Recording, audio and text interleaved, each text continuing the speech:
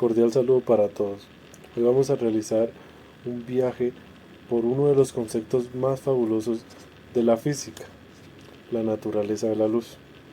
Pasaremos de entenderla como una perturbación en campos eléctricos y electromagnéticos a descubrir comportamiento en un flujo de partículas llamadas fotones. Bueno, ahora vamos a hablar del primer bloque, las ondas electromagnéticas. Y cómo no, comenzar con las ecuaciones de Maxwell.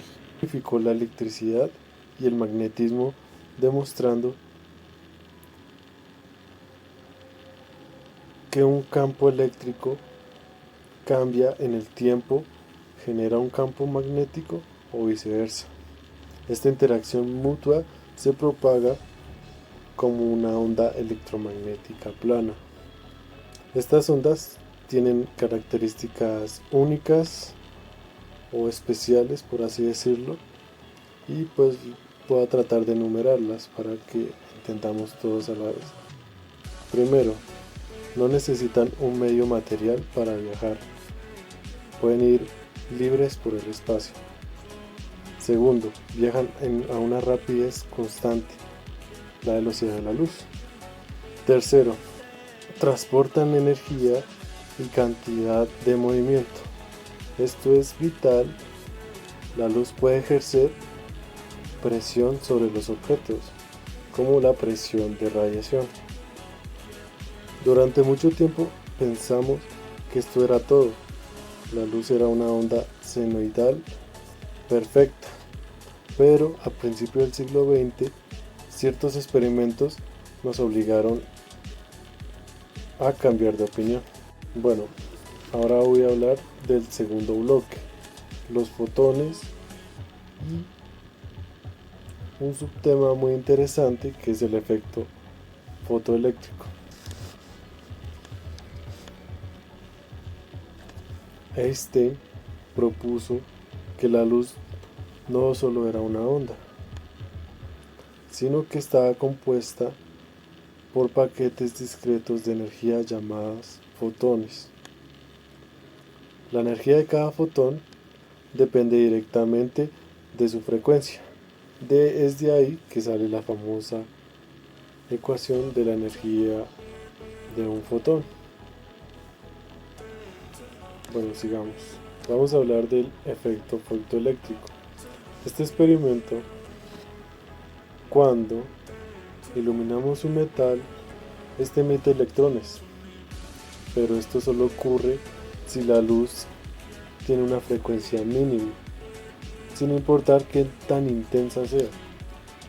Esto solo se explica si los fotones se chocan como partículas con los electrones, entregándoles la energía necesaria para escapar. Para confirmar este experimento vamos a hablar de la dispersión de Arthur Compton, de que demostró cuando los rayos X chocan con electrones se dispersan y pierden energía, cambiando su longitud de onda. Es literalmente como jugar billar con un fotón y un electrón. Cabe aclarar que mi perspectiva es muy superficial a los dos temas que les estoy hablando, porque estos temas tienen un trasfondo mucho más profundo. Como conclusión, ¿qué es la luz? ¿Es una onda o es una partícula? Mi respuesta es sencilla, es ambas, dependiendo claramente del contexto. En algunos experimentos, como la interferencia, se porta como una onda. En otros, como el efecto fotoeléctrico, se comporta como una partícula. Este concepto produjo el principio de la incertidumbre, recordándonos que en el mundo microscópico nuestra intuición clásica falla. Entender los fotones y las ondas no solo es teoría, es lo que hoy permite la existencia de los láseres, los paneles solares y toda nuestra tecnología de comunicaciones. Muchas gracias. Bueno, para resolver el ejercicio planteado, debemos relacionar las ecuaciones de Planck y de Einstein para relacionar la longitud de onda con la energía del fotón, dándonos una ecuación de energía igual a la constante de Planck por la velocidad de la luz sobre la longitud de la onda. Esto pues ya sabemos los valores, nos da un total de la energía de 3.14 por 10 a la menos 19 joules. Ok, listo. Para resolver el inciso B, vamos a apoyarnos en la ecuación de la potencia de la energía total por unidad de tiempo. El enunciado dice, si el láser emite n fotones por segundo, tomamos esta ecuación y despejamos la n, dándonos un total de 6.37 por 10 a la 15 fotones. ¿Esto qué demuestra? Que aunque la potencia es pequeña, la cantidad de partículas de luz es inmensa. Para calcular la intensidad, se toma la potencia distribuida en el área en la que se está calculando. En este caso, ya tenemos los datos. Tenemos la potencia y el área, entonces solo es calcular la intensidad, que esta nos daría un total de 637 watts sobre metro cuadrado. Claramente esta intensidad está relacionada con el vector de Poynting y la magnitud de los campos eléctrico y magnético.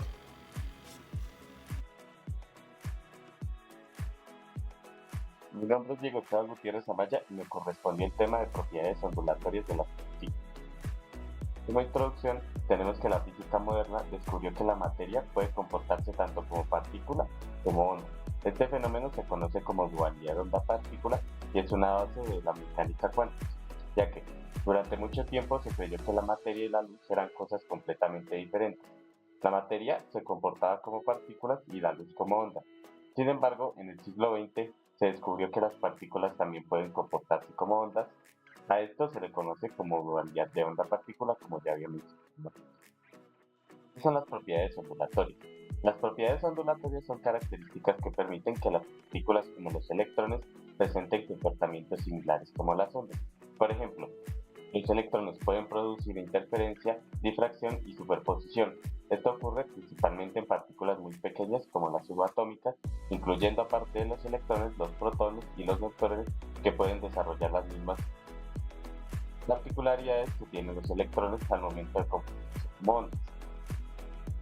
Ahora está la hipótesis de Vogel, en la cual Louis de Vogel en 1924 postula que todas las formas de materia, electrones, átomos, incluidos otros, poseen propiedades ondulatorias comportándose como ondas de materia, además de como partículas. La ecuación de Vogel se define como lambda igual a h sobre p. En este caso, lambda es la longitud de onda, h es la constante de Planck y p es el movimiento lineal, que también se puede representar como mv, o sea, masa sobre velocidad, lo cual daría la ecuación igual a h sobre mv, lo cual representaría la longitud de onda de estas partículas. Luego sigue el experimento de Davison y Germer, el cual en un experimento se utiliza un cañón de electrones, un cristal de níquel y un detector de electrones. Se procedió a dispararle electrones hacia el cristal, los electrones chocaban contra los átomos del níquel y luego se medían como salida de dispersión. ¿Qué se espera encontrar? Según la física clásica, los electrones debían comportarse como partículas normales, por lo tanto se esperaba que rebotaran de manera desordenada, pero este experimento básicamente hizo lo contrario. En vez de comprobar esto, lo terminó desmintiendo, ya que se encontró un patrón de interferencia y difracción parecido al que producen las ondas de luz. Eso significa que los electrones se comportaban también como ondas y no solo como materia.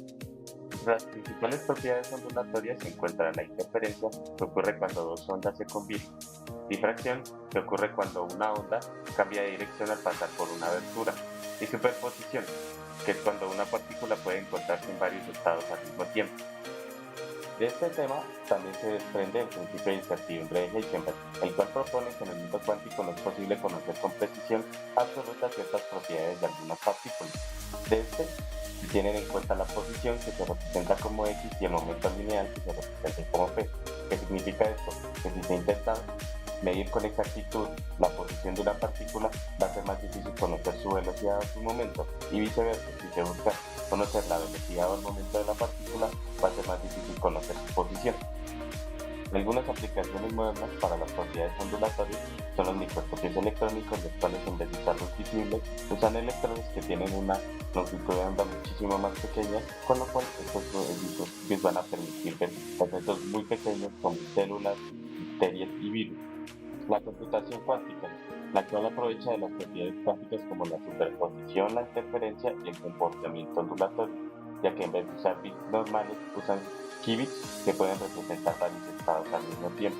Los semiconductores como los transistores, procesadores, memorias y diodos que se usan mucho en la electrónica, ya que el comportamiento ondulatorio de los electrones es esencial para entender cómo se mueven dentro de los materiales semiconductores.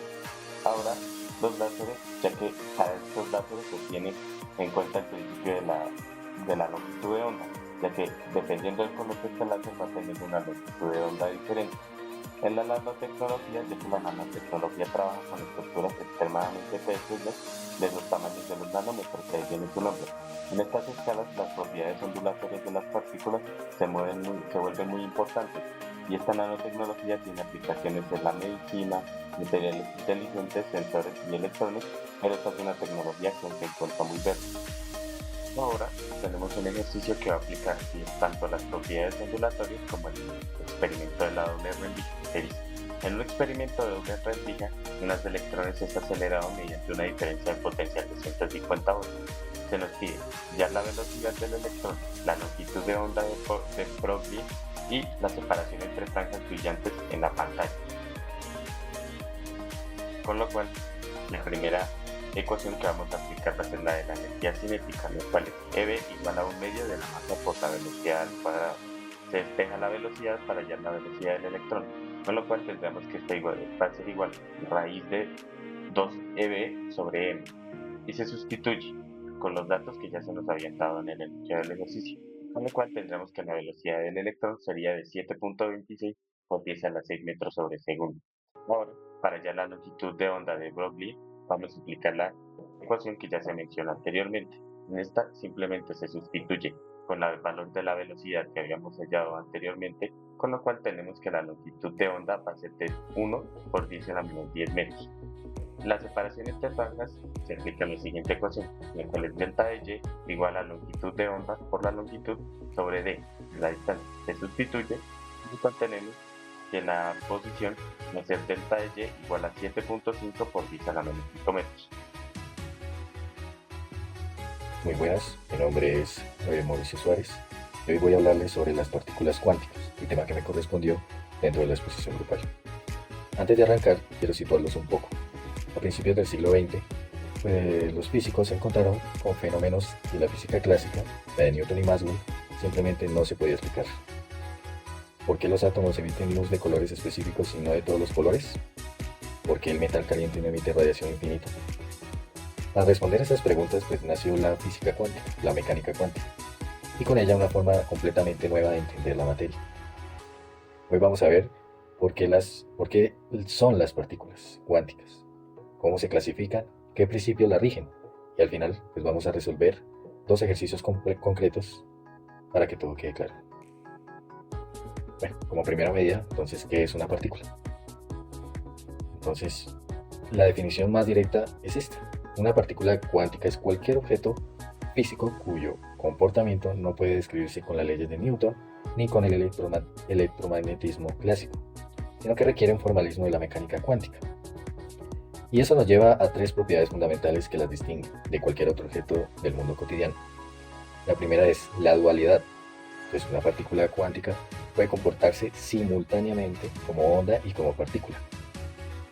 El ejemplo más clásico es el experimento de la doble rendija, que aborda otro compañero a detalle, pero la idea es que un electrón puede interferir consigo mismo como si fuera una onda, y sin embargo, al detectarlo, aparece en un punto exacto como si fuera una bolita. La segunda propiedad es la cuantización. Las propiedades físicas de estas partículas, como la energía, no pueden tomar cualquier valor. Solo pueden tomar valores discretos, como escalones, y el electrón en el hidrógeno solo puede tener energías de menos 13,6 o de 3,4 o de menos 1,51. Nunca algo intermedio. Y la tercera es la superposición. Entonces, una partícula cuántica puede estar en múltiples estados al mismo tiempo hasta el momento que lo observamos.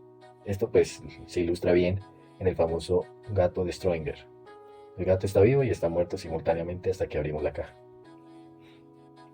Vamos con los tipos de partículas. Ahora que sabemos que es una partícula cuántica, veamos cómo se clasifica. En la naturaleza existen dos familias.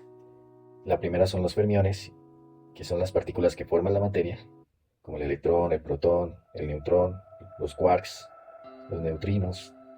Todos estos pues, hacen parte de la familia de fermiones. Tiene una característica matemática muy importante. Su spin es semientero, es decir, un medio, 3 medios y así sucesivamente. Eso hace que obedezca al principio de exclusión de Pauli, del que hablaremos más adelante, y que básicamente impide que dos fermiones idénticos ocupen el mismo estado cuántico. Sin esa propiedad los átomos colapsarían y la materia, como la conocemos, no existiría. La segunda familia son los bosones, que son partículas portadoras de las fuerzas. El fotón transmite la fuerza electromagnética, el gluón transmite la fuerza nuclear fuerte. Los bosones W y Z transmiten la fuerza débil, responsable de la radioactividad beta. Y el bosón de Higgs es especial porque da masa a las otras partículas. Los bosones tienen spin entero, y a diferencia de los fermiones, sí pueden ocupar el mismo estado cuántico varios a la vez. De hecho, eso es exactamente lo que hace un láser. Millones de fotones moviéndose todos en un mismo estado coherente. Ahora, vamos con los tres principios fundamentales que gobiernan el comportamiento de estas partículas. El primero es el principio de incertidumbre de Heisenberg, de 1927. Este principio dice que es imposible conocer simultáneamente con precisión arbitraria la posición y el momento de una partícula. Y ojo, no es un problema de nuestros instrumentos, no es que necesitemos mejores microscopios. Es una propiedad intrínseca de la naturaleza y hay un límite absoluto dado por h medios, que no se puede superar bajo ninguna circunstancia. Este principio lo va a desarrollar en detalle otro compañero, así como lo va a extender un poco más. El segundo principio es el principio de exclusión de Pauli, de 1925. Entonces, dos fermiones idénticos no pueden ocupar el mismo estado cuántico al mismo tiempo. Esto explica por qué la materia es sólida, por qué no atravesamos el suelo y por qué la tabla periódica tiene la estructura que tiene. Y el tercer principio es la dualidad onda-corpúsculo de Broglie, de 1924. De Broglie propuso que si la luz tiene comportamiento de partícula, entonces las partículas de materia deben tener una longitud de onda asociada dada por lambda igual a h sobre p. Gracias a un electrón moviéndose a 1.000.000 de metros por segundo, esa longitud de onda es del orden del tamaño de un átomo, y eso tiene consecuencias reales y medibles. Todos esos principios se necesitan una ecuación que las una, que describa cómo se mueve y cómo se evoluciona una partícula cuántica en el tiempo. Esa ecuación es la de Schrödinger, publicada en 1926, y es el corazón matemático de toda la mecánica cuántica. La ecuación dice: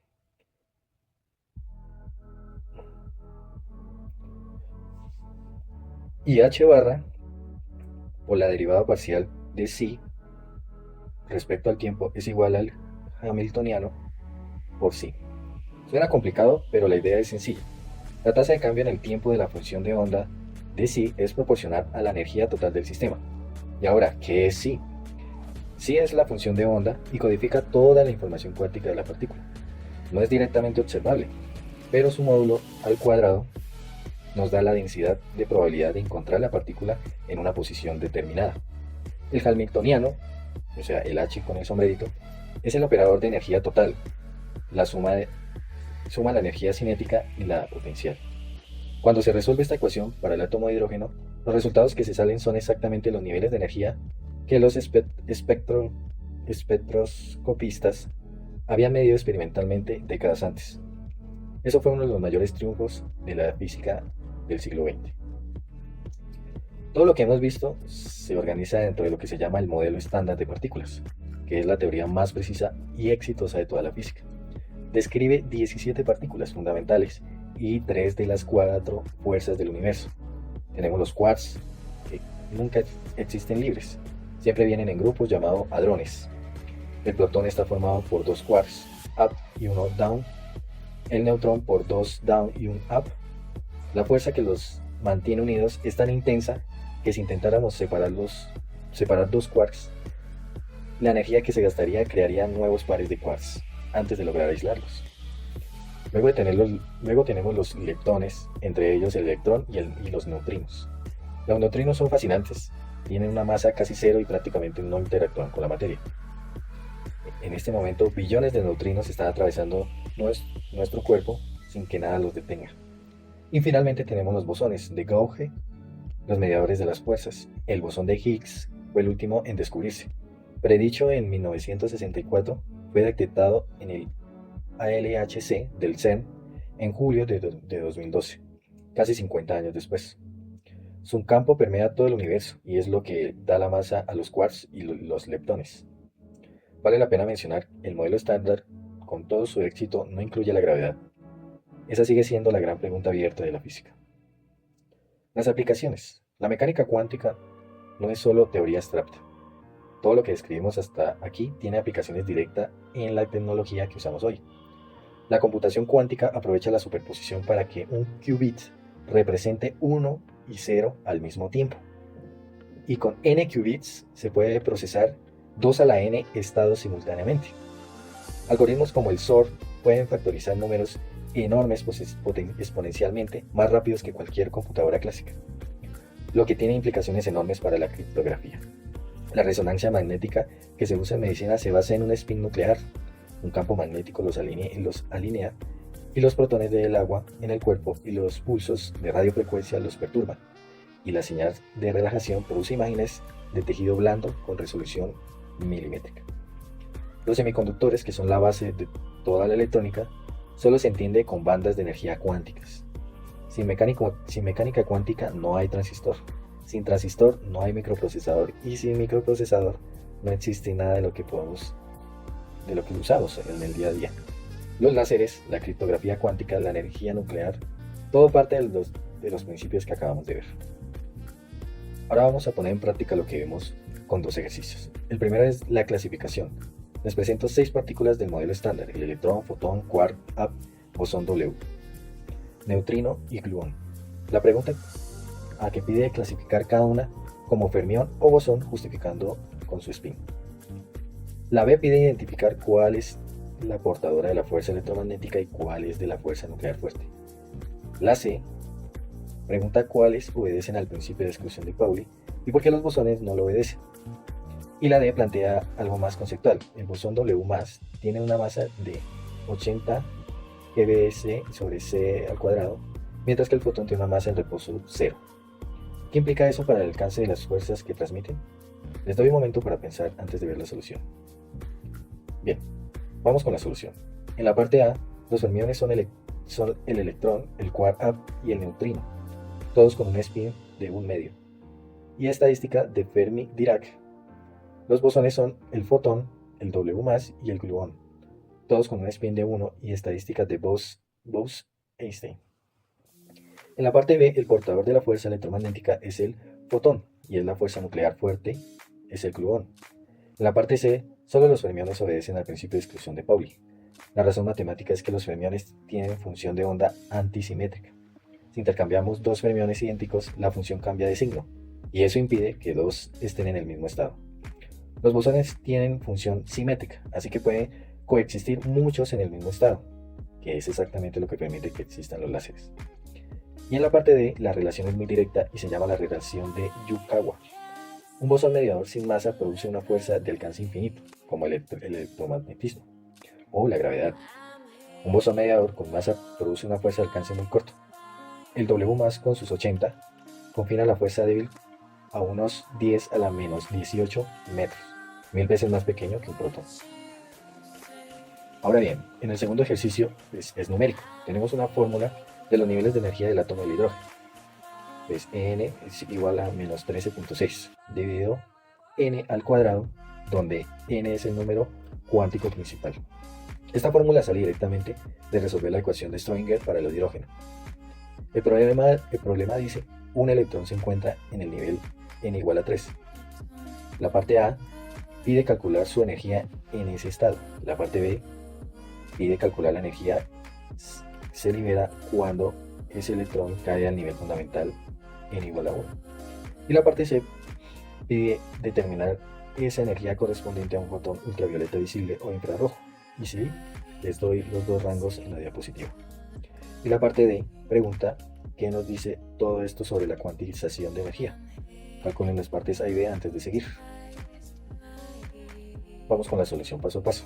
La parte A, aplicando la fórmula directamente, entonces E sub 3 es igual a 13.6 dividido en 3 a la 2, que eso es igual a 13.6 dividido en 9, que eso es igual a 1.51. El signo negativo, menos 1.51, perdón. El signo negativo nos dice que el electrón está ligado al núcleo. La parte B, primero calculamos E sub 1 menos E es igual a menos 13.6 dividido en 1 a la 2, que eso es igual a 13.6. Luego calculamos la diferencia del diferencial de E, que es igual a E sub 1 menos E sub 3, que es entonces esto es igual a menos 13.6 menos 1.51, que esto pues se traduce en 12. Al final tenemos 12, perdón, que al final tenemos menos 12,09. El signo negativo indica que la energía se libera, es decir, el sistema emite 12.09 en forma de fotón. En la parte C comparamos ese valor con los rangos del espectro. Entonces 12,09 está claramente dentro del ultravioleta, que va de 3.1 a 124. Esta transición en particular pertenece a lo que se llama la serie de Lyman del hidrógeno, que agrupa a todas las transiciones al nivel fundamental y todas caen en el V. La parte D, y esta es la conclusión más importante, el electrón no puede estar en cualquier nivel de energía, solo puede existir en estados exactos definidos por n igual a 1, 2, 3, etc. Ningún valor intermedio está permitido. Cada vez que salta entre niveles, emite o absorbe exactamente un fotón con la energía de esa diferencia, ni más ni menos. Eso es la cuantificación de energía, y eso es lo que distingue fundamentalmente a una partícula cuántica de cualquier objeto clásico. Esto concluye la parte de mi exposición. Buen día, compañeros. Buen día, profesor. Mi nombre es Jaime Alexander Ariz y les voy a exponer sobre el experimento de la doble rendija, una prueba sencilla en apariencia, pero que cambió para siempre la forma de entender la luz y todo lo que nos rodea. Vamos a ver por qué este experimento es la base de la mecánica cuántica. Hoy nos adentramos en uno de los experimentos más fascinantes y reveladores de la física, el experimento de la doble rendija. Cuando la luz, incluso una simple partícula, atraviesa dos pequeñas aberturas, el resultado desafía lo que la física clásica nos enseñó. Esto fue lo que Thomas Young descubrió en 1801, y su experimento cambió para siempre nuestra comprensión del mundo físico. Imaginemos lanzar partículas a través de dos rendijas y esperar ver dos líneas en una pantalla detrás de ellas. Sin embargo, lo que realmente observamos es un patrón de franjas, lo que sugiere que la luz y las partículas pueden comportarse como ondas. Esta idea fue revolucionaria en su momento y sigue siendo fundamental para la física cuántica hoy en día. Al explorar este misterio de las dos rendijas, estamos desafiando nuestras percepciones y abriendo las puertas a un universo lleno de posibilidades. Para esta diapositiva vamos a explorar el montaje experimental del experimento de la doble rendija. Comenzamos con la fuente de luz coherente. Aquí utilizamos un láser que emite luz de una sola longitud de onda, lambda. Esto asegura que la luz sea coherente tanto temporal como espacialmente, lo que es crucial para obtener un patrón de interferencia claro y definido. A continuación, tenemos las dos rendijas. Estas son dos aperturas paralelas separadas por una distancia d minúscula. Es importante que el ancho de esta rendija sea comparable o incluso menor que la longitud de onda de la luz utilizada. Esto permite que la luz difracte adecuadamente al pasar por ellas. Finalmente tenemos la pantalla de detección. Esta se coloca a una distancia d mayúscula de las rendijas. Aquí es donde se registra el patrón resultante, que revela la naturaleza ondulatoria de la luz. Imaginemos por un momento que la luz se comportara solo como partículas. ¿Qué esperaríamos ver en la pantalla? Exactamente, simplemente dos líneas brillantes, cada una alineada con una de las rejillas. Sin embargo, al realizar el experimento, lo que realmente observamos es algo mucho más sorprendente. Un patrón de franjas alternas. Vemos máximos brillantes y mínimos oscuros que nos indican que la luz se comporta como una onda. Este fenómeno intrigante nos muestra que la luz tiene una naturaleza dual, comportándose tanto como partícula como onda, lo que desafía nuestra intuición y nos invita a repensar lo que sabemos sobre la luz y la materia. Este descubrimiento no solo reescribe las reglas de la física clásica, sino que también sienta las bases para la física cuántica, donde las partículas pueden exhibir comportamientos de onda y las ondas comportamientos de partículas. A continuación, exploraremos la física detrás de este fascinante patrón ondulatorio. La física detrás del patrón de interferencia es realmente fascinante. Aquí nos centramos en cómo las ondas de luz interactúan entre sí cuando pasan por las rendijas. Cuando las ondas emergen de cada rendija, se difractan y se superponen al llegar a la pantalla.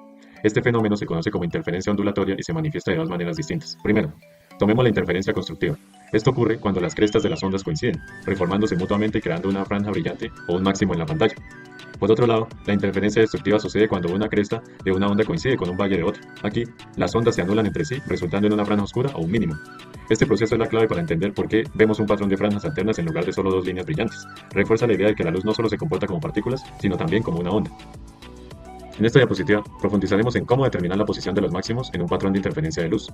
Comencemos por entender las variables clave. La distancia del máximo al centro de la pantalla, indicada por Y, es lo que observamos físicamente.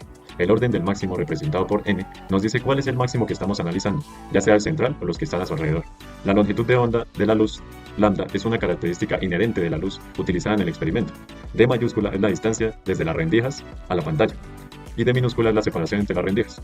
La ecuación para los máximos de interferencia incorpora todas estas variables y es crucial para predecir dónde aparecen las franjas brillantes en el patrón de interferencia. Ahora, cuando se trata de los mínimos, o las franjas oscuras, la ecuación se ajusta para reflejar las condiciones en las que las ondas se anulan mutuamente. Esto es esencial para comprender cómo la luz se comporta tanto como una onda y cómo podemos predecir su comportamiento en diferentes condiciones experimentales. El experimento en el que disparamos partículas individuales como electrones, átomos o fotones, uno a uno, a simple vista podría parecer que actuaran como pequeñas bolitas. Sin embargo, a medida que realizamos el experimento, algo extraordinario ocurre. Las partículas empiezan a formar un patrón de interferencia en la pantalla, similar a lo que vemos con las ondas de luz. Este fenómeno ilustra un principio fundamental de la naturaleza, la dualidad onda-partícula. A pesar de que consideramos a las partículas como entidades discretas, poseen propiedades ondulatorias intrínsecas. Esto significa que, en el mundo cuántico, las distinciones entre ondas y partículas se desvanecen. La comprensión de esta dualidad no solo ha revolucionado la física, sino que también ha cambiado nuestra percepción del universo. Al visualizar esta dualidad, podemos apreciar cómo las partículas y las ondas son dos caras de la misma moneda cuántica. Este descubrimiento nos lleva a una serie de preguntas sobre la naturaleza de la realidad, y es justo ahí donde entra en juego el papel del observador, del que hablaremos a continuación. Al hablar sobre el papel del observador y el colapso de la función de onda, es importante resaltar cómo la simple acción de medir puede cambiar radicalmente el comportamiento del sistema cuántico. Comencemos con el concepto de no observación. En este escenario, la interferencia es clara en la pantalla, mostrando alta coherencia. Esto ocurre porque las partículas mantienen su naturaleza ondulatoria. Sin embargo, cuando realizamos una medición en la rendija activa, esto modifica el sistema. Las partículas se comportan como si tuvieran trayectorias definidas, resultando en las dos franjas clásicas que observamos. Aquí, la coherencia es baja porque el acto de observar colapsa la función de onda. Es crucial entender que en el mero intento de detectar por cuál rendija pasa una partícula elimina el patrón de interferencia. De este modo, el sistema cuántico pasa a comportarse de manera clásica. Implicaciones, la mecánica cuántica. Aquí exploramos las implicaciones de la mecánica cuántica que desafían nuestra comprensión tradicional de la física. Primero, hablemos de la dualidad onda-partícula. Tanto la luz como la materia exhiben propiedades simultáneas de onda y partícula. Esto significa que mientras podemos observar comportamientos similares a los de una partícula, como una trayectoria definida, también podemos verlos comportarse como ondas, mostrando patrones de interferencia. Esto nos lleva al papel del observador. En mecánica cuántica, el simple acto de observar o medir un sistema altera su estado de manera irreversible. La función de onda que describe el sistema colapsa, y el resultado se ve modificado. Esto significa que el observador es un participante activo en el resultado del experimento. Finalmente, consideremos la naturaleza probabilística de la mecánica cuántica. A diferencia de la física clásica, donde podemos calcular trayectorias exactas, aquí solo podemos calcular probabilidades. Esto introduce una nueva forma de pensar sobre el universo, donde la certeza es reemplazada por la posibilidad. Estas ideas son fundamentales para entender cómo funcionan los sistemas cuánticos, y son esenciales para cualquier discusión sobre tecnología cuántica futura. A continuación, revisaremos un ejemplo concreto del experimento de la doble rendija. Utilizando luz monocromática de sodio, este tipo de luz es ideal para el experimento por su longitud de onda bien definida. Vamos a enfocarnos en tres aspectos clave. Primero, Determinaremos la posición en la pantalla de tercer máximo de interferencia. Esto nos muestra cómo la luz se comporta de manera ondulatoria al crear patrones de interferencia. Luego, calcularemos la separación entre las franjas consecutivas, conocida como interfranja. Este cálculo nos ayudará a entender qué tan claramente podemos observar los patrones de interferencia. Finalmente, analizaremos el ángulo en que se encuentra el primer mínimo de interferencia. Este punto es crucial para comprender cómo y por qué ciertas posiciones de la pantalla no muestran luz. Estos cálculos nos permiten visualizar cómo la mecánica cuántica se manifiesta en un experimento cotidiano y nos recuerda el fascinante comportamiento dual de la luz. Ahora, vamos a pasar a la solución detallada de estos cálculos. Para este ejemplo, vamos a resolver la posición del tercer máximo de interferencia en nuestro experimento de doble rendija. Primero, recordemos la fórmula clave que usaremos, donde y sub m es la posición del máximo, m es el número de orden del máximo, lambda es la longitud de onda de la luz, l es la distancia a la pantalla, y d minúscula es la separación entre las rendijas. Ahora, vamos a sustituir los valores dados en el problema. Desarrollando los cálculos, encontramos y obtenemos el siguiente resultado: 8.48 milímetros. Esto significa que el tercer máximo de interferencia se encuentra a 8.48 milímetros por encima o por debajo del máximo central, dependiendo del signo de m. Este resultado es crucial ya que nos permite visualizar cómo se distribuyen las franjas de interferencia en la pantalla. Continuamos con la solución del experimento de doble rendija, enfocándonos ahora en la separación entre franjas consecutivas, también conocida como interfranja. Este es un aspecto clave para comprender la visibilidad del patrón de interferencia. La fórmula que se utiliza para calcular esta separación es sencilla pero poderosa. Nos permite predecir cómo se distribuyen las franjas brillantes de la pantalla. Al sustituir los valores conocidos en la fórmula, calculamos que las franjas brillantes están separadas por 2.83 milímetros. Esta distancia es lo suficientemente grande como para ser fácilmente visible a simple vista, lo que hace que este fenómeno sea tan fascinante y accesible para la observación directa. Esta información no solo nos ayuda a entender la física detrás del experimento, sino que también tiene aplicaciones prácticas en tecnologías que dependen de la luz y su comportamiento, como el diseño de instrumentos ópticos. Para la última parte del ejemplo, nos enfocaremos en calcular el ángulo del primer mínimo, que es cuando m es igual a 0. Comenzamos utilizando la fórmula adecuada para este tipo de cálculo. Para despejar seno de θ sub 0, realizamos los cálculos necesarios. Aquí es importante recordar que para ángulos muy pequeños, la aproximación es bastante precisa. Esto es un punto clave, ya que simplifica el trabajo enormemente. Al aplicar esta aproximación, llegamos al resultado final. El primer mínimo se encuentra a un ángulo extremadamente pequeño. Esto nos confirma que la aproximación de ángulo pequeño utilizada en los apartados anteriores es completamente válida. El ángulo calculado es aproximadamente 0.0675 grados. Este resultado no solo es interesante en sí mismo, sino que también demuestra la precisión de nuestras aproximaciones y cálculos. El experimento de la doble rendija es uno de los experimentos más intrigantes y reveladores en la física cuántica. Este experimento nos muestra que la realidad cuántica es mucho más extraña de lo que podríamos imaginar en nuestra vida diaria. A diferencia de lo que estamos acostumbrados, en el mundo cuántico las partículas pueden comportarse de maneras que desafían nuestras intuiciones. Esta comprensión no solo es fascinante desde un punto de vista teórico, sino que también nos abre la puerta a tecnologías revolucionarias. Estamos hablando de la computación cuántica, que podría resolver problemas en segundos que tomarían años en las computadoras tradicionales. Además, la criptografía cuántica promete una comunicación completamente segura, algo vital en nuestro mundo digitalizado.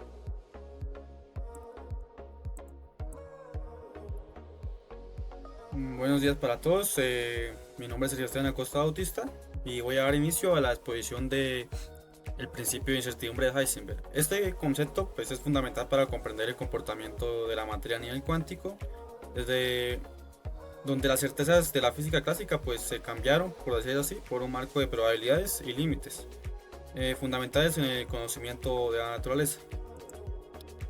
Vale, para dar un poco de contexto sobre este principio, pues es necesario señalar que la física cuántica rige el comportamiento de la materia a escala subatómica, un reino donde las leyes de la física cotidiana pues dejan de ser aplicables. Uno de los pilares de este comportamiento, mejor dicho, es la dualidad onda-partícula, propiedad que establece que los objetos cuánticos como los electrones presentan características tanto de ondas como de partículas. Y pues su manifestación como tal depende directamente del método de observación empleado. Werner Heisenberg y su postulado de 1927, como tal, pues el postulado fue el principio que se convirtió en uno de los fundamentos de la mecánica cuántica moderna. Pues ya que más que una simple restricción técnica, su descubrimiento supuso una redefinición de la medición en el universo subatómico. Pues el principio establece que existe una limitación intrínseca infranqueable, en la precisión con la que podemos conocer ciertas propiedades físicas de forma simultánea. Como tal, ¿qué es la incertidumbre? ¿Qué es el principio de incertidumbre? Pues este principio como tal se centra principalmente en la relación entre la posición y el momento lineal de una partícula. Matemáticamente se establece que el producto de de las incertidumbres de ambas variables debe ser igual o mayor a una constante específica. Esta relación pues también es aplicable a la energía, como se puede ver acá, y pues su fórmula fundamental pues se vendría siendo esta. Aquí se ve en esta diapositiva como tal, donde pues la H como tal representa la constante de Planck, que es de un valor de más o menos 6.63 por 10 a la menos 34 joules por segundo. ¿Sí? Bueno, también es fundamental aclarar que la incertidumbre no es un producto de errores de la medición o limitaciones en la precisión. O de limitaciones en la precisión de nuestros instrumentos. Pues se trata más que todo de una propiedad intrínseca de la realidad cuántica. Por ejemplo, para determinar la posición de un electrón se debe utilizar un fotón como sonda. La colisión entre el fotón y el electrón transfiere energía del electrón, acelerando su velocidad, alterando su velocidad y momento de manera impredecible en el proceso de medición. Una manera más fácil de entenderla o de ilustrarla, por decirlo así, es la dualidad posición-momento mediante el comportamiento de las ondas. Si intentamos localizar una onda en un punto muy específico, la onda debe estar muy concentrada, lo que hace que su longitud de onda sea indefinida y por lo tanto su momento sea impreciso. Inversamente, pues lo mismo, si la longitud de onda es clara, la onda debe estar, se estira, por decirlo así, se debe extender en el espacio, haciendo que pues básicamente su posición sea muy difusa, sea difícil de medir. Vaya sabiendo todo esto, pues vamos a hacer un ejercicio práctico como tal. En este caso vendría siendo el siguiente. Vale, el ejercicio como tal nos plantea que calculemos la incertidumbre mínima en su posición de un electrón, y en este caso pues nos dan la velocidad con su respectiva incertidumbre. Aquí tenemos la velocidad, pues es necesario pasarla a metros, y pues con eso calcularíamos la incertidumbre en la velocidad. También nos dan la constante de Planck y pues la masa del electrón y la fórmula que debemos aplicar. En este caso, como nos piden hallar la incertidumbre mínima en su posición, pues tenemos que despejar la posición. Al final se va a mostrar cómo quedaría despejada la ecuación como tal. Lo primero que hacemos es pues hallar la incertidumbre en su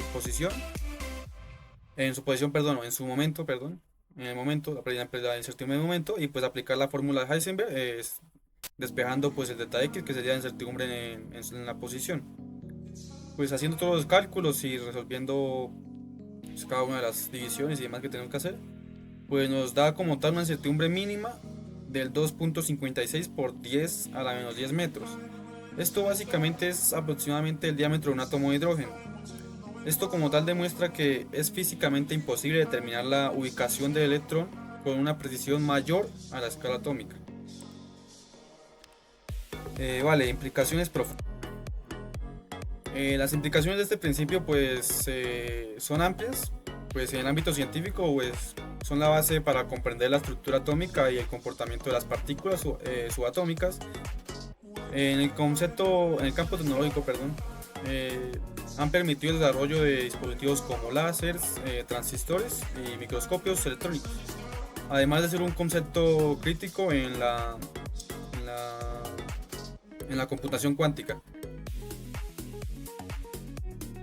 Bueno, desde un punto de vista filosófico, este principio marcó el fin del determinismo clásico, introduciendo como tal una visión del universo basada en la probabilidad. Vale, para dar fin a la exposición, pues una conclusión sobre este principio es básicamente que no representa como tal una falla técnica en la capacidad de observación humana, sino más que es una ley fundamental del universo. Esta define básicamente que la naturaleza opera bajo los principios de probabilidad y posibilidades, estableciendo pues un límite real sobre lo que podemos conocer simultáneamente en el mundo cuántico. Bueno, eso sería todo, muchas gracias.